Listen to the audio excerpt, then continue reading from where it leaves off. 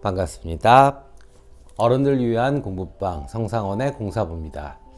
월요일은 심리학 공부방 시간입니다. 인간 본성의 법칙 9번째 편 억압의 법칙에 대해서 함께 공부하도록 하죠.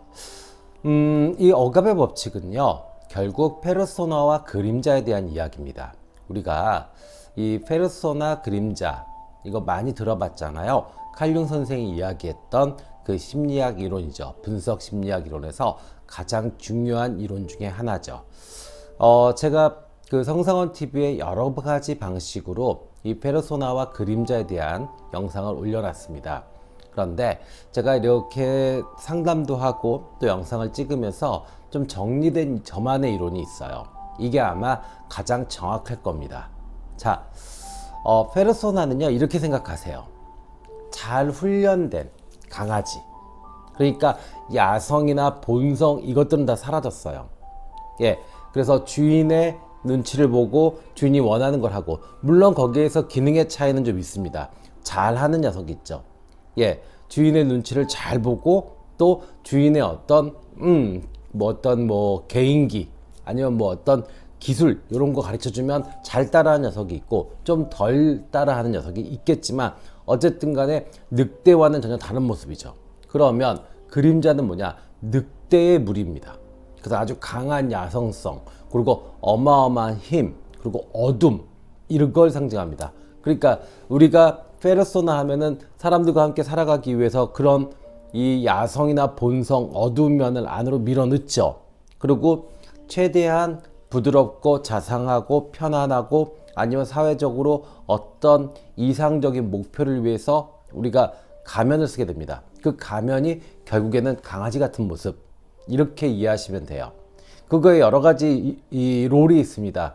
그냥 단지 친절한 모습만 있는 것이 아니라 아주 멋진 리더, 대통령, 아니면 그 의사, 아니면 그 철학자, 종교인, 이런 모습으로도 그게 표현됩니다. 근데 어쨌든 간에 사회의 룰에 맞춰서 가는, 네, 거기에 강아지들도 마찬가지잖아요. 집을 지키는 강아지가 있고 일을 하는 강아지가 있죠.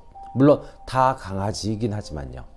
예, 웰시코기 같으면 사역견이잖아요. 물론 이 녀석을 애완견으로 키우기도 하지만 원래 역할은 사역견이었죠. 그래서 이렇게 페르소나는 가면, 이렇게 이해하셔도 좋은데요. 저랑 공부하실 때는 페르소나는 강아지, 그림자는 늑대, 무리, 이렇게 이해하시면 가장 좋은 이해가 되실 거예요. 작가는 닉슨 대통령의 이야기를 예를 듭니다. 가난한 집안의 권위적인 아버지, 그리고 아픈 형제를 돌봐야 되기 때문에 항상 지쳐있고 우울했던 어머니. 그러다 보니까 이 페르소나를 이 닉슨 대통령은 어떻게 잡았냐면 아주 야심만만하고 어려움을 잘 극복하고 또 이성적이고 강한 리더. 그래서 어떤 롤을 잡았는데 그 롤이 드골 대통령입니다. 닉슨 대통령이 봤을 때는 이 드골 대통령이야말로 권위와 애국심의 삶을 상징하는 그런 모습이었던 거예요. 그래서 그렇게 자신을 계속 만들어 나갔는데 문제는 이 그림자가 페르소나가 강하면 강할수록 그림자도 더 강해지는 겁니다. 이해되시나요? 그러니까 내가 가면을 두껍게 쓸수록, 그리고 강아지가 이 말을 잘 들으면 잘 들을수록 저 안에 늑대의 무리들은 불만이 생기기 시작하고 그 다음에 늑대의 무리는 호시탐탐 튀어나오려고 합니다. 그러면 우리가 이 그림자가 어느 때 주로 나오냐면 스트레스를 과도하게 받았거나 아니면 예상치 못한 사건 사고가 터졌을 때 그때 이 빈틈을 타서 이 늑대 무리가 출동하는 겁니다. 네. 그렇게 돼서 이 닉슨 대통령은 어린 시절의 그런 가정 환경에서 만들어진 그림자, 불안, 의심, 그 다음에 갑작스러운 폭발, 성격적으로 확 화를 내는 거예요. 짜증, 그 다음에 사람을 조종하고 싶어하는 욕망, 그리고 또 정말 어이없는 건 그렇게 리더십 있고 강력한 모습의 리더를 꿈꿨지만 결국 중요할 때는 우물쭈물대면서 결정을 내리지 못하는 모습, 이런 것들이 그림자로 튀어나오게 됩니다. 그래서 가장 유명한 사건이 있죠. 워터게이트 사건이요. 이 워터게이트 사건은 워터게이트 호텔에 민주당원들의 회의를 하는 곳에 도청 장치를 설치하기 위해서 잠입을 하다 걸린 사건이에요. 그러다가 백악관에서 항시 이 닉슨 대통령이 녹음을 했다. 그러니까 회의를 하는 모습, 그런 의견들, 아니면 회의했던 그 내용들을 다 녹음을 했다는 겁니다. 심지어는 술자리까지도 다 녹음을 했다는 거예요. 그래서 이 조사위원회에서 그 녹음 테이프를 달라 이랬는데 일부만 공개하죠. 편집해가지고. 네, 그런데 그것이 오히려 국민들을 더 반감해서 하게 만드는, 오히려 더 이 닉슨 대통령의 진실 내지는 닉슨 대통령의 어떤 성격적 결함 아니면 부도덕성, 이거에 더 관심을 갖게 만드는 스모킹건이 돼버리고, 결국에는 이 닉슨 대통령의 이중적 언행과 태도, 그리고 거짓말, 이것이 들통이 나는 그런 사건이 만들어졌죠. 그래서 결국 닉슨 대통령은 불명예 사임을 하게 됩니다. 이 닉슨 대통령이 예를 들었지만 사실 박근혜 대통령도 여기와 비슷한 것 같아요. 어떤 그 아픔이 많은 가정 환경, 그러다 보니까 강인한 리더, 그 다음에 외롭고 청렴결백한 리더, 어떤 뭐 이런 모습의 롤을 잡았을 거예요. 하지만 그 그림자는 어떡하겠어요. 그죠? 사랑받고 싶고 외롭고 우울하고, 그리고 정말 큰 문제가 생겼을 때 우왕좌왕하는 그런 모습 때문에 아마 그런 탄핵이라는 그런 일들을 겪은 것 같아요. 저는 누구도 지지하지 않습니다. 정치는 결국 우리의 삶을 얼마나 이 피해를 주냐 안 주냐의 문제이기 때문에 피해를 덜 줄 사람을 뽑지, 뭐 구원자가 나타나서 우리를 더 행복하게 해줄 것이다 이래서 누굴 지지하는 경우는 없습니다. 전. 그래서 가장 우리 가정 그리고 우리 사회를 가장 덜 피해를 줄 사람을 전 뽑기 때문에, 뭐 이렇게 얘기한다고 해서 저 사람 뭐 완전히 보수주의자 아니야? 뭐 이런 건 아닙니다. 자, 그렇게 됩니다. 그래서 요 예를 통해서 닉슨 대통령이 작가는 페르소나와 그림자를 좀 잘 결합을 시켰으면 어떻겠느냐. 그러니까 너무 이렇게 자기가 생각했던 롤, 아니면 자기가 생각했던 그 페르소나에 너무 집착을 하다 보니까 그걸 견고하게만 할수록 계속 그림자를 누르게 되죠. 누르면 어떻게 돼요? 누르는 힘이 있으니까 언젠가는 튀어나오죠. 그죠? 누르지 않으면 공존하는 겁니다. 공존하면 어떻게 돼요? 더 큰 힘이 생길 수 있죠. 뭐가 돼요? 개는 개대로. 그죠? 그리고 이 늑대는 늑대대로 같이 어울려 살 수 있습니다. 그럼 더 큰 힘이 생길 수 있고, 더 멋진, 한 인간이 될 수도 있는데, 대부분의 사람들이 페르소나에만 이렇게 몰입하다 보면 이런 실수가 생기죠. 사실, 페르소나라도 좀 잘했으면 좋겠어요. 저는 솔직히. 네. 자기 역할, 자기 롤 설정한 거, 기대하는 거, 그것마저도 잘 못합니다. 우리 대부분. 네. 그러고 나서 거기서 잘 못하니까 우리가 대부분 어떻게 돼요? 스트레스 받고 사건 사고가 계속 터지죠. 그러니까 어떻게 돼요? 오히려 우리는 완벽하지 못한 페르소나 때문에 더 자주 이 늑대 무리들을 만나게 되죠. 그래서 다 갈기갈기 찢어놓고 주변 상황을 다 엉망으로 만들어 놓고, 그리고 이 늑대들은 또 어느 때 나타나느냐라는 식으로 해서 또 뒤로 빠져버리게 되고, 그러면 그 멍청하고 바보 같은 강아지가 모든 죄를 다 뒤집어 쓰는, 사실 우린 그래요. 이렇게 닉슨 대통령처럼 롤이라도 제대로, 진짜 딱 페르소나라도 제대로 딱 이렇게 정말 제대로 했다 그러면 사실 뭐 크게 비난받을 것도 없을 것 같아요. 그것마저도 우리가 못하니까 오히려 조금 더 한심하고 조금은 이 무기력한 모습이 되는 것 같아요. 네, 그렇다고 해서 작가가 이야기하는 페르소나와 이 그림자, 이거의 융합, 결합, 이거를 부정하자는 건 아닙니다. 근데 먼저 페르소나를 좀 잘 유지를 해보세요. 그러면서 더 발전적인 것은 그 다음에 늑대입니다. 그림자입니다. 그래서 이 그림자, 이 어둠이 이렇게 자연스럽게, 빛이 좀 강해야지 이 어둠을 이렇게 다 커버할 거 아닙니까? 근데 빛이 너무 흐려요. 그럼 결국 어둠이 이깁니다. 아셨죠? 네. 그렇게 돼요. 그래서 이 페르소나는 가면 역할을 한다. 그리고 사실은 우리가 이제 이 페르소나는 나의 욕구, 욕망을 억제시키고 사회적 역할을 중시할 때, 그럴 때 이제 페르소나가 발전을 하게 되는데요.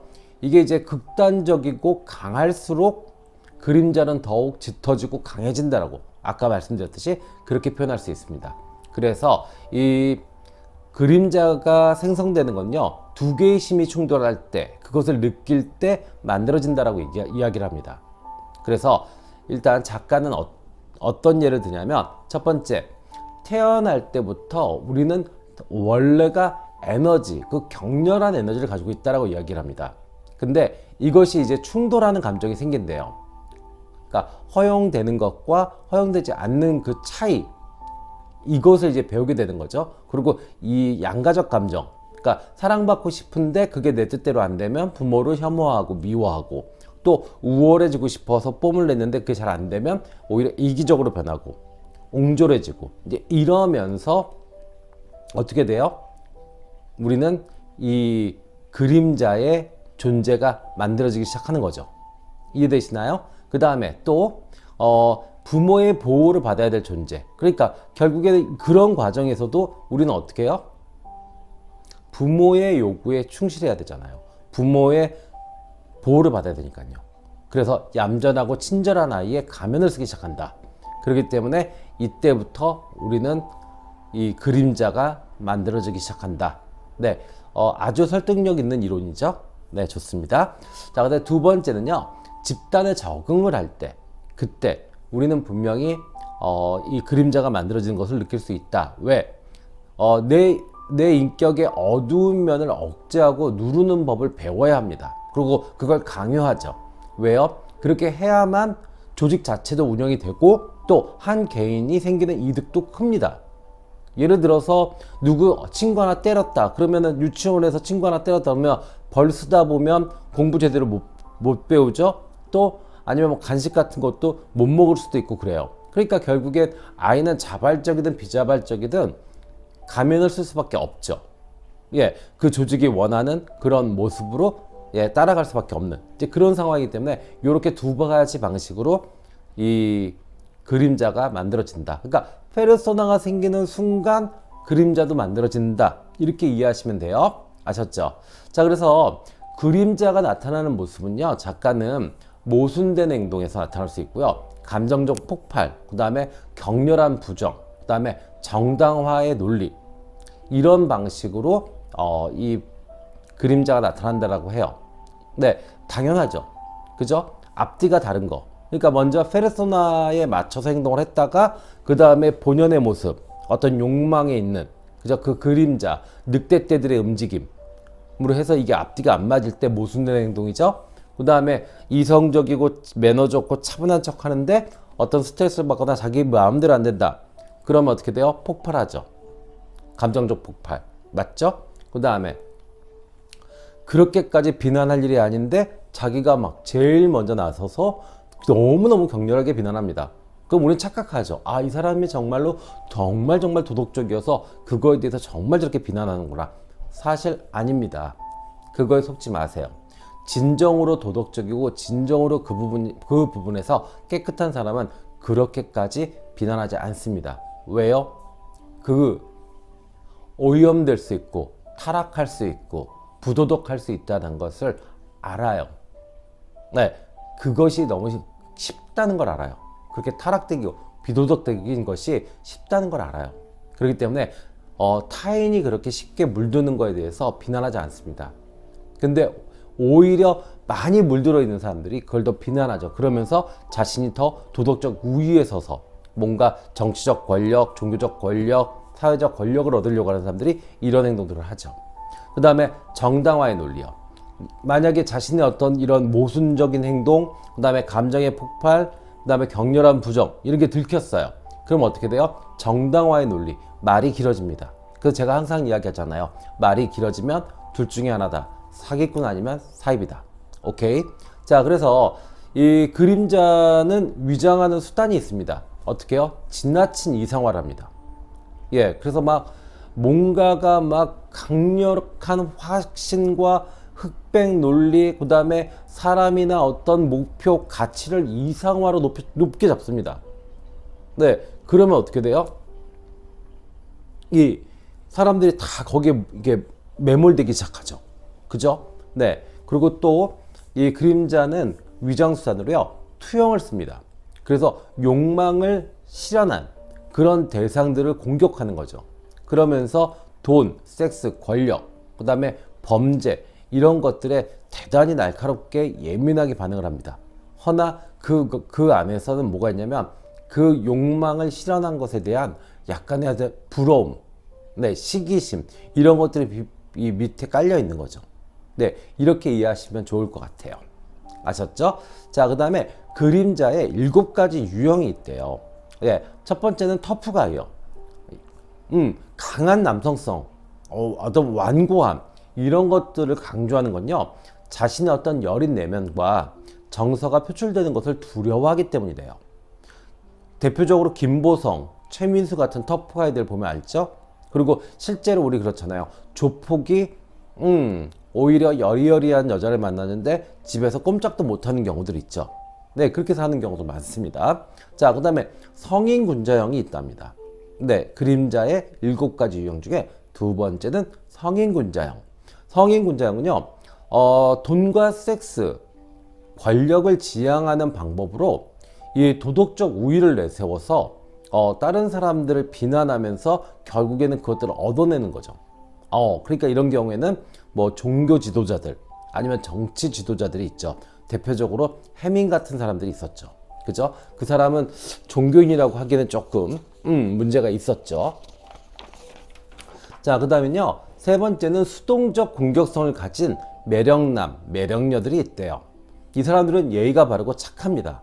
그리고 너무너무 내 말을 잘 들어주죠. 그러나 이런 사람들은 결국 권력지향적이고 강한 권력에 따라서 배신도 쉽게 할 수 있는 스타일이죠. 그러니까 어떤 자신이 그 그림자 안에 그것이 있는 거예요. 권력에 대한 지향성. 그래서 강한 권력의 매력을 느낄 수밖에 없습니다. 제 주변에도 이런 친구 하나 있어요. 후배인데 너무너무 예의가 발라요. 근데 꼭 이렇게 권력지향적으로 사람을 나눕니다. 그러니까 누구누구 라인, 누구누구 라인, 뭐 그다음에 이렇게 계속 뭐 문제가 생기지 않아요. 뭐 이런 식으로 항상 대화를 해요. 그래서 그걸 조금 고쳐주고 있습니다, 제가. 자, 그다음에 네 번째는요.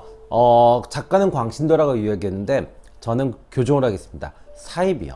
네, 이것은 이런 사람들은 어떤 특성을 갖고 있냐면 극적인 해결, 그다음에 어떤 자신의 강인함, 확신, 그다음에 어떤 이런 것들을 자꾸 보여줘요. 카리스마를요. 그러면서 추종자가 생기죠. 그런데 이런 사람들은요, 또 문제가 뭐냐면 결정적인 순간에 우유부단하고 탈진하고 심지어 병도 잘 걸립니다. 그리고 어리석고 바보 같은 행동을 해서 모든 것을 다 엉망으로 만들어 놓습니다. 이 사람들은 왜 그러냐고요?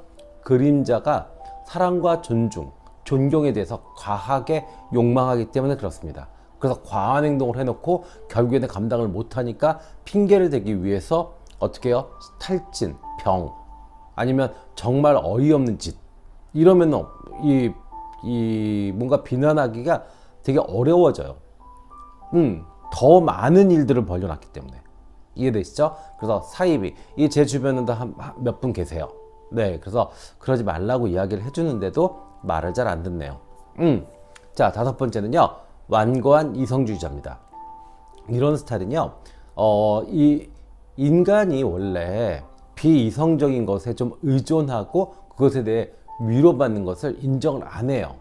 그래서 지나치게 이거에 대해서 과학적이고 논리적으로 비난하고 그리고 뭔가 공격하려고 합니다. 그런데 이 사람들은요, 실제로 오히려 미신이나 음모론 그리고 사기에 더 취약한 경우가 많아요.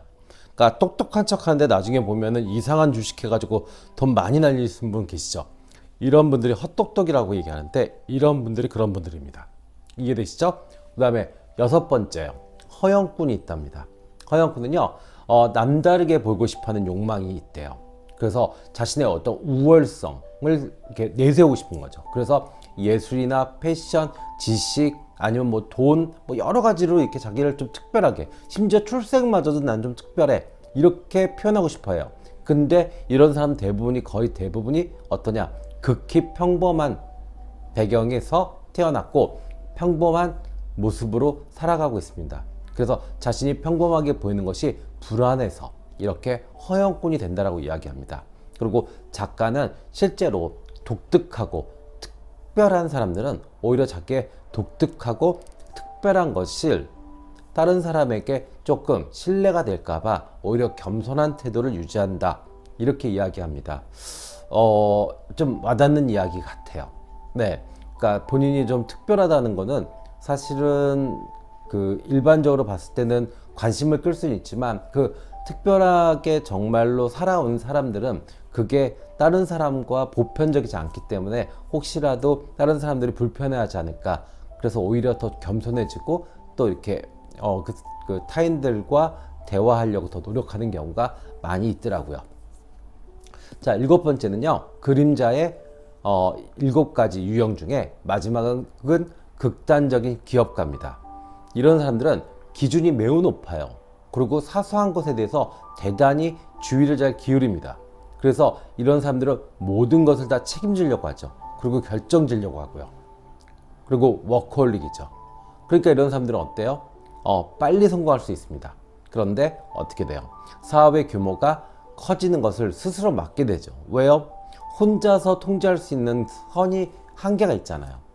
그러니까 업무는 과하게 계속 들어오는데 그것을 분산시키지 못하고 결국에는 스스로 무너지는, 그래서 결국에는 나중엔 타인에게 오히려 더 의지하게 되는, 이것은 건강, 재정, 뭐 대표적으로 스티븐 잡스가 그랬죠. 그죠? 모든 것을 다 통제하려고 했지만 결국에 노후는 어떻게 됐어요?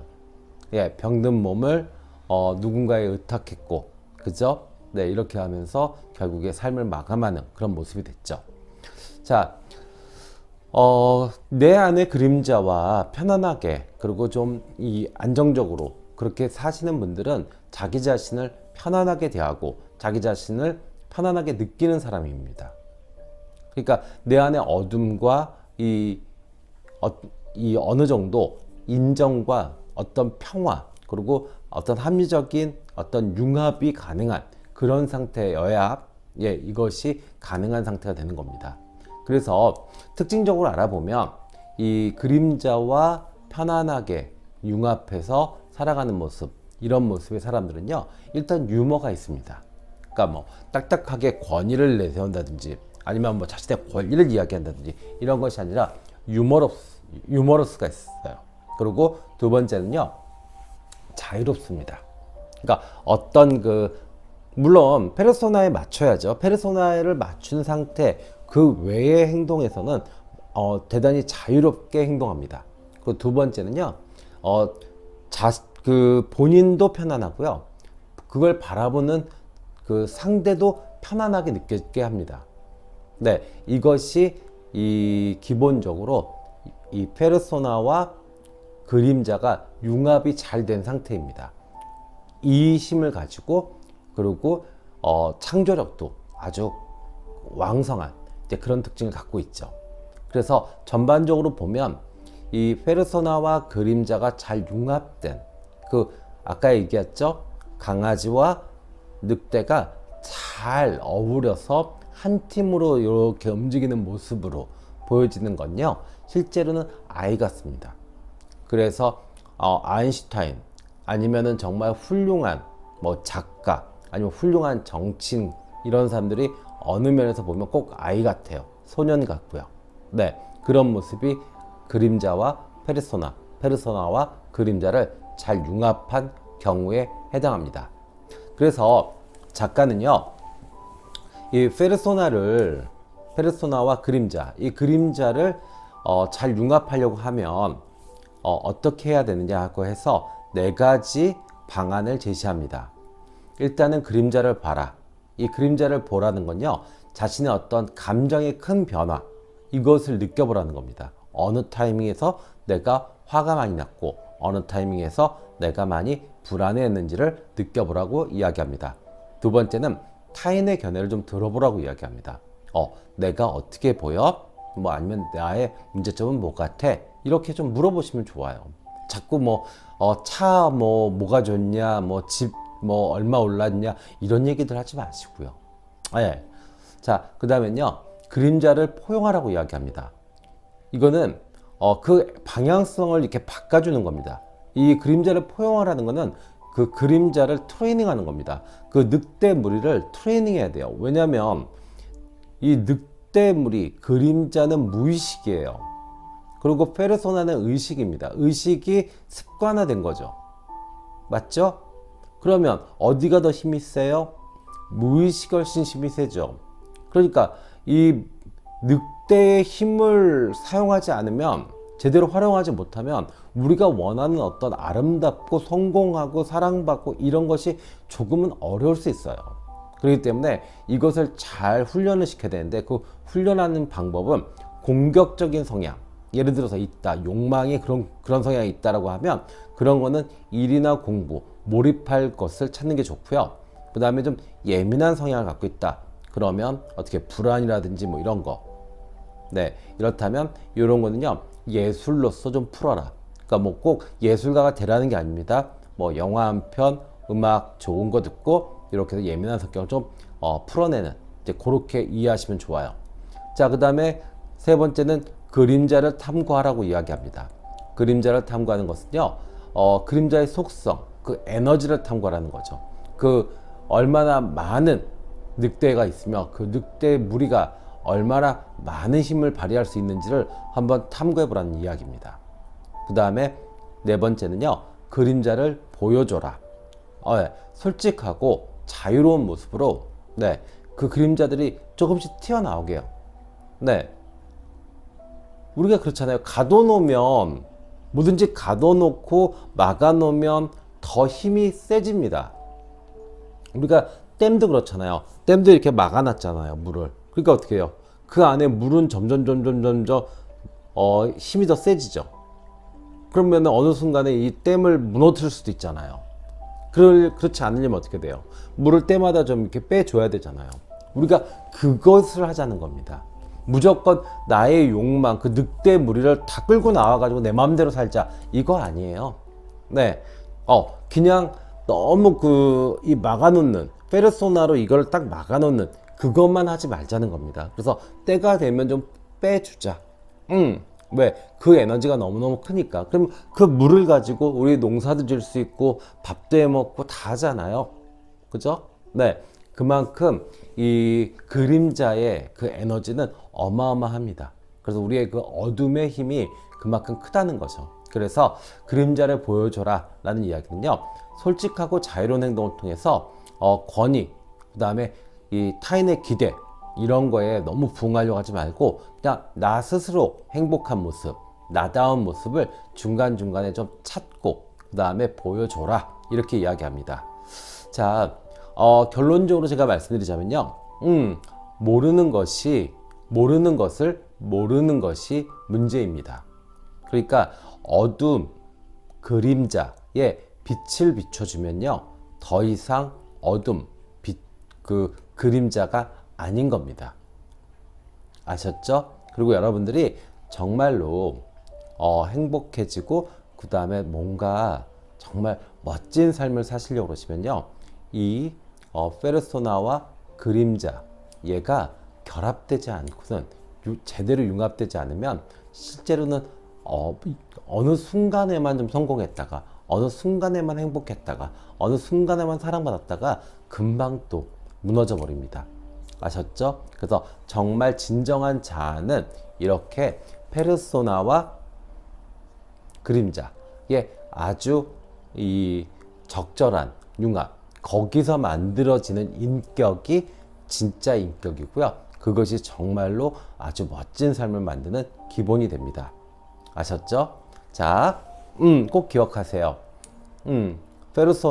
페르소나는 잘 길들여진 강아지. 물론 이 강아지가 리더 역할을 해야 되니까, 그 늑대의 무리의 리더 역할을 해야 돼요. 그러니까 정말 훈련이 잘 되고 듬직하고 멋있으면 더 좋죠? 네. 그런데 얘만 이뻐하면 늑대 무리들이 어느 순간에 튀어나오면 내 인생이 엉망진창돼요. 그러니까 어떻게 해요? 가끔씩 풀어주고, 또 둘이 어색하지 않게 어울릴 수 있게 해주고, 그리고 함께 사냥하고 함께 놀고 이렇게 해줄 수 있는 방안들을 계속 연구하셔야 됩니다. 아셨죠? 네. 자, 지금까지 공사부였고요. 제 영상이 도움이 되셨으면요. 좋아요, 구독 부탁드립니다. 그리고 고민이 있으시면 언제나 060-700-4579로 전화 주시면 언제든지 타로스타가 여러분들의 고민을 해결해 드리도록 하겠습니다. 오늘 영상은요, 특히나 어떤 성공, 행복 이런 것들을 꿈꾸시는 분들이라면 꼭 귀담아 들어주시기를 바랍니다. 지금까지 공사부였습니다. 감사합니다.